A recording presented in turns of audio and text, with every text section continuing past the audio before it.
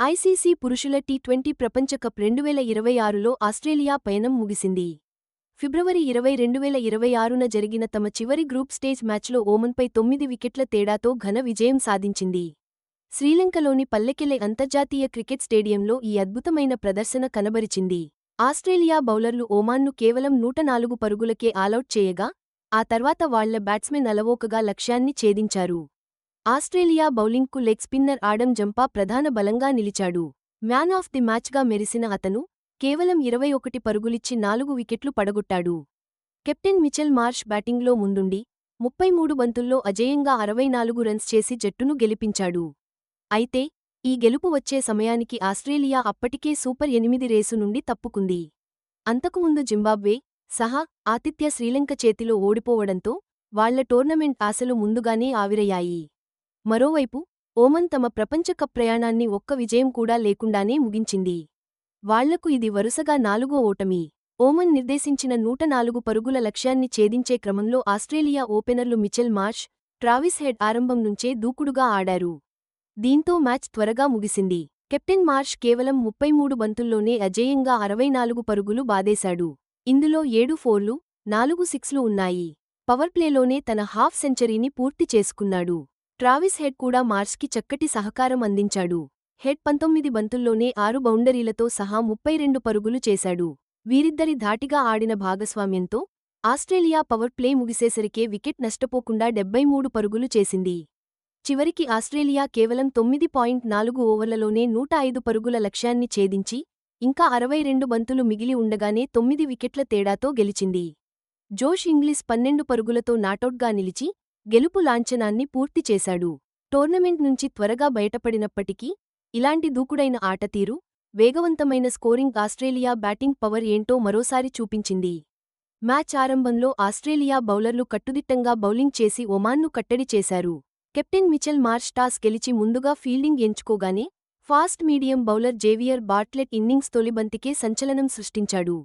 Aamir కాలీం leg స్టంప్ను ఎగరగొట్టి అతన్ని పెవిలియన్కు చేర్చాడు. Bartlett అదే జోరును కొనసాగించి తన స్పెల్ను 27 పరుగులకు 2 వికెట్లతో ముగించాడు. ఆ తర్వాత ఆస్ట్రేలియా నమ్మకమైన leg spinner Adam Zampa middle ఓవర్లలో పట్టు సాధించాడు. అతని బౌలింగ్లో పరుగులు చేయడం బ్యాట్స్మెన్కు చాలా కష్టమైంది. 3.2 ఓవర్లలో 21 పరుగులకు 4 కీలక వికెట్లు తీశాడు జంపా. హమ్మద్ మీర్జా, మొహమ్మద్ నదీంలను పెవిలియన్కు పంపింది ఇతనే. గ్లెన్ మాక్స్వెల్ కూడా 13 పరుగులకు 2 వికెట్లు పడగొట్టాడు. ఈ క్రమంలో తన 50వ టీ20 అంతర్జాతీయ వికెట్ను కూడా అందుకున్నాడు. మార్కస్ స్టోయినిస్, నాథన్ ఎల్లిస్ కూడా చెరో వికెట్ తీయడంతో ఆస్ట్రేలియా బౌలర్ల సమిష్టి ప్రదర్శన ఒమాన్ బ్యాటింగ్ లైనప్ను ఉక్కిరిబిక్కిరి చేసింది.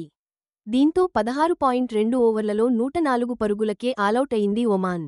ఆస్ట్రేలియా అనుభవజ్ఞులైన బౌలర్ల ధాటికి ఓమన్ బ్యాటింగ్ ఊపందుకోలేకపోయింది. ఓమన్ తరపున వసీం అలీ 33 బంతుల్లో పోరాడి 32 పరుగులు చేసి టాప్ స్కోరర్గా నిలిచాడు.